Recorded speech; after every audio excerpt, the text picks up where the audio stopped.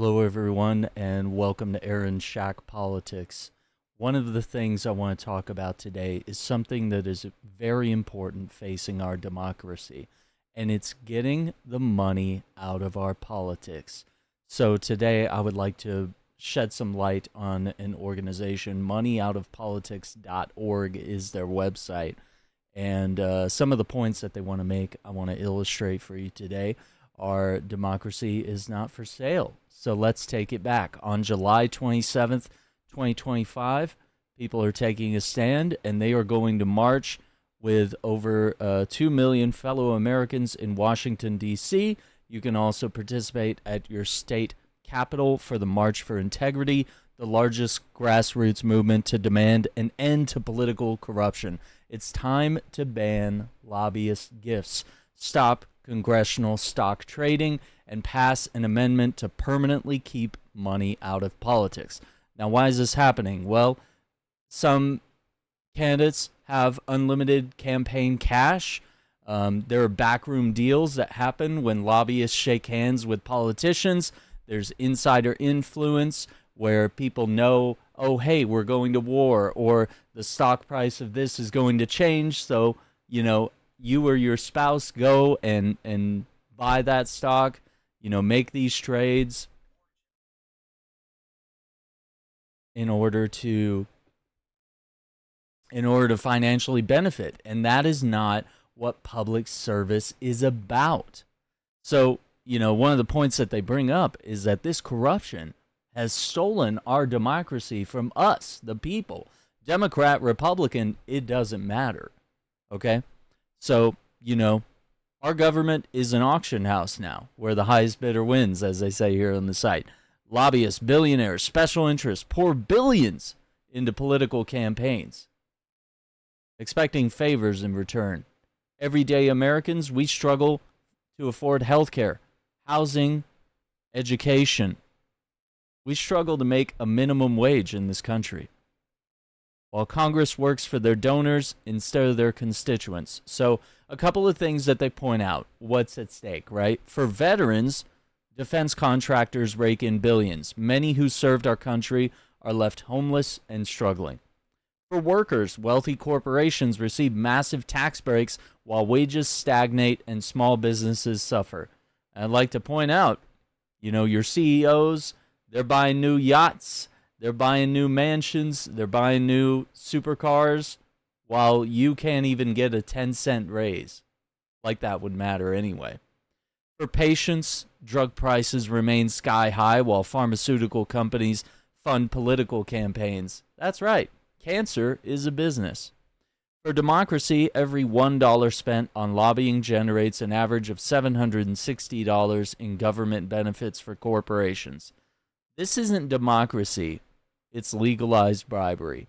So what's the solution here? You may say, okay, well, you're going to go march. I don't think anyone's going to care.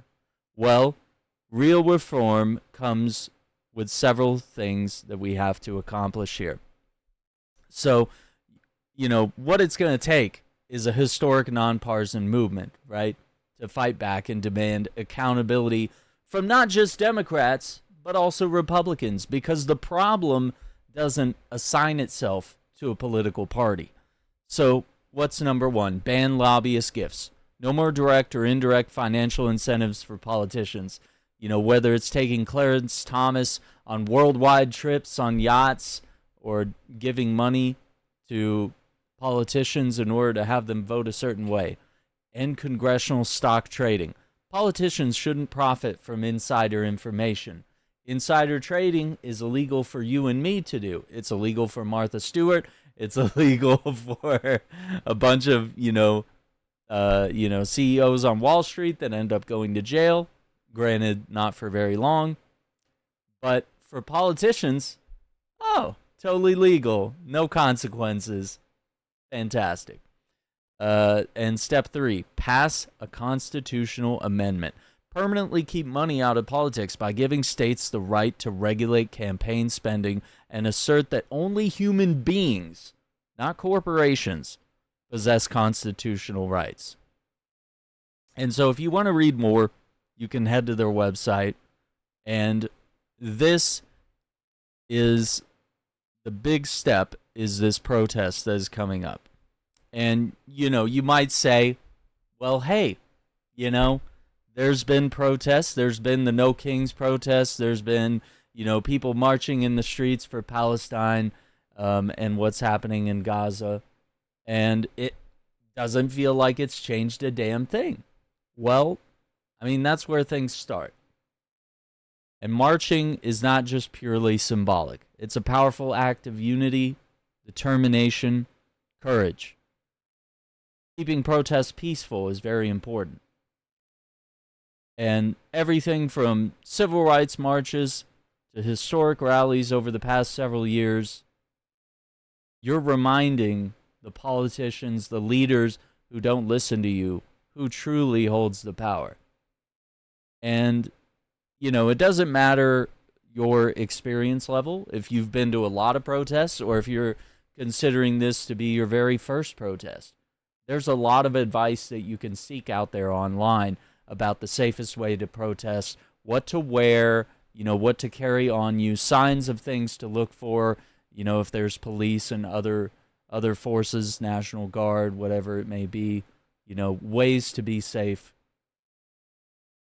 When millions of Americans march on the streets, we send a message that the democracy belongs to us, not to corporate donors, not to special interests, not to greedy politicians.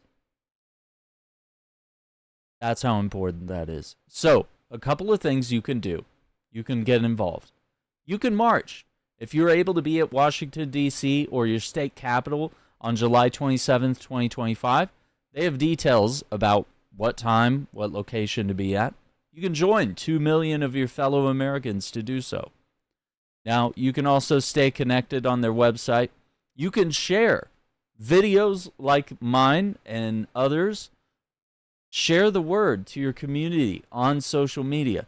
You can donate and support the march, fund the outreach, the organizing efforts, the event logistics.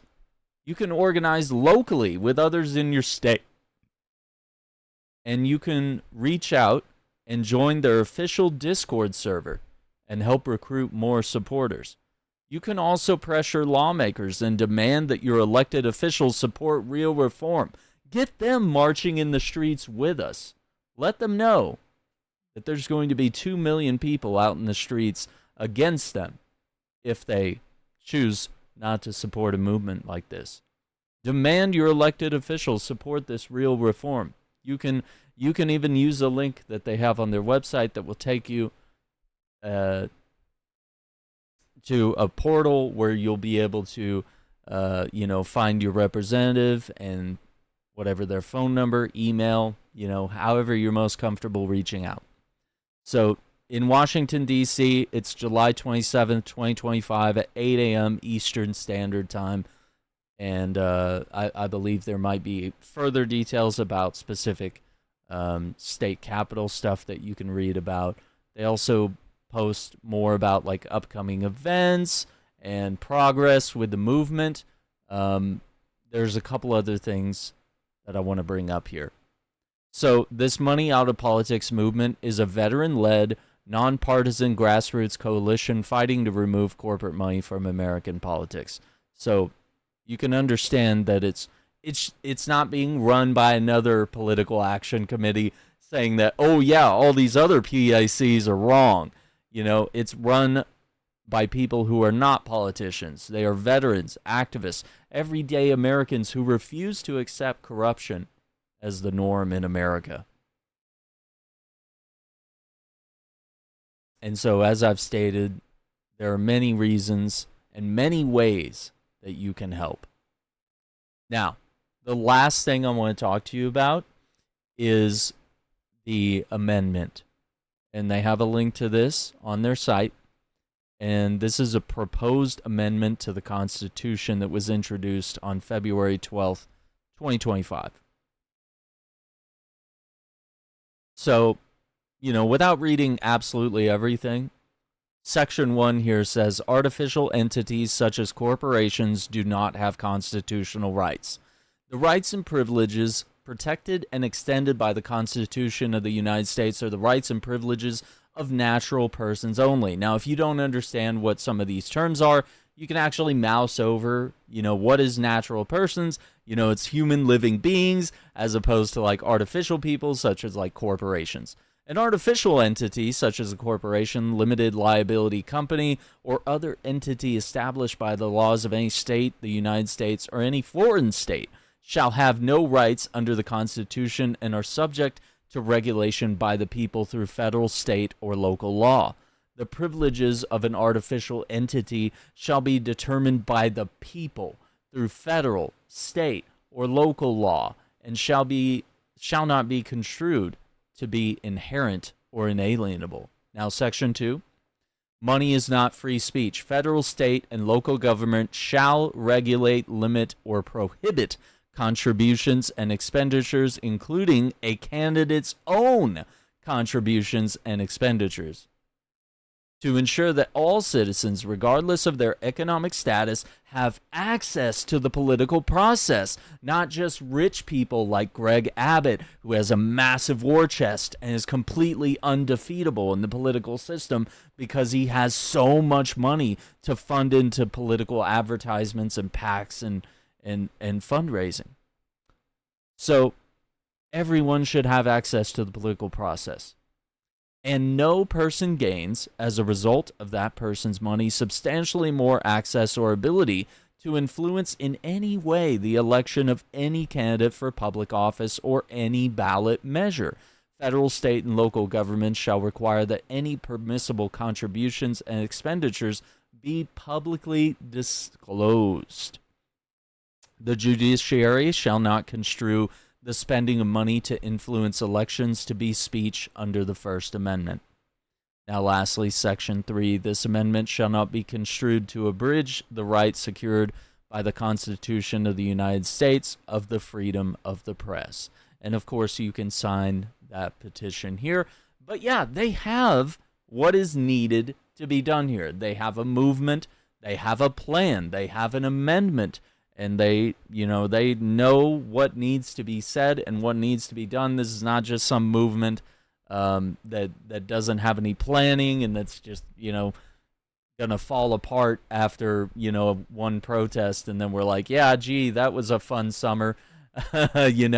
This is, something that looks like they are really determined to bring change. And if you want change, whether it's a veteran who can't afford their benefits, whether you are someone whose Medicaid has just been cut, if you can't afford health care, you can't afford insurance, if you can't afford a house, if you can't afford rent, if you're working hard every day, putting in 40 plus hours a week, working multiple jobs, and you still can't have the basic rights of an American, and arguably I'd agree that health care is a human right,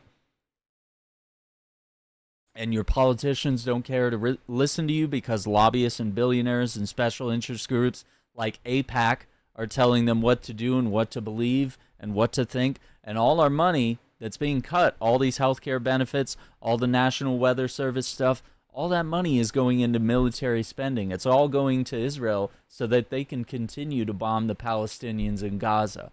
So what are some of the first steps, right? We take the money out of politics. We end gerrymandering. We look at every bit of corruption in our political system, but we have to start somewhere, and we can walk and chew gum at the same time. We can attack multiple issues, okay? So don't be fooled that we have to do this first and then this, but everything has these various things behind it, whether it's healthcare, whether it's the issue of us just sending unlimited money for Israel to commit an active genocide in the Middle East and bomb multiple countries and steal people's land like they've been doing for decades. It all comes with an end to the corruption that funds these things.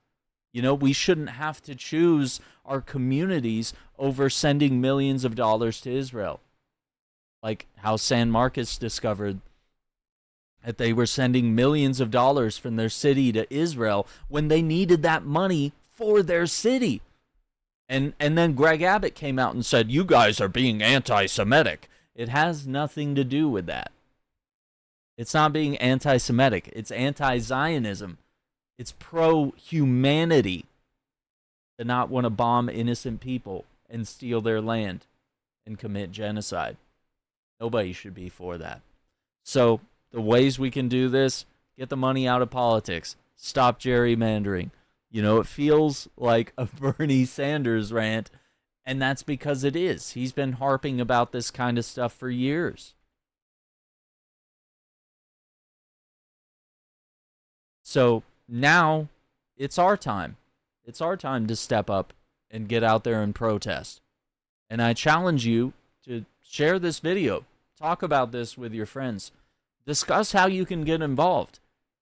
If you're able to donate, donate. If you're able to like share this stuff, if you have any sort of social media presence, if you have a YouTube, you have a politics channel, you know, no matter what you're doing, whether you're a gaming or a streamer or any of this stuff, share this. Share this movement. Make your own video, but help promote the movement. You can share the website. You can share the amendment and challenge others to do so. So myself, I would like to challenge a couple people because I know this matters to them, okay?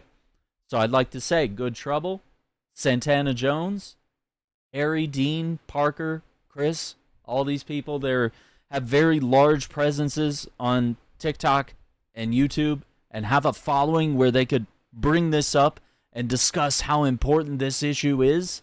It doesn't matter what side of the spectrum you're on or what you believe or whether you're a progressive or socialist or, Democrat, Republican, MAGA, we can all benefit from our voices being heard and not just, the rich getting richer off our backs.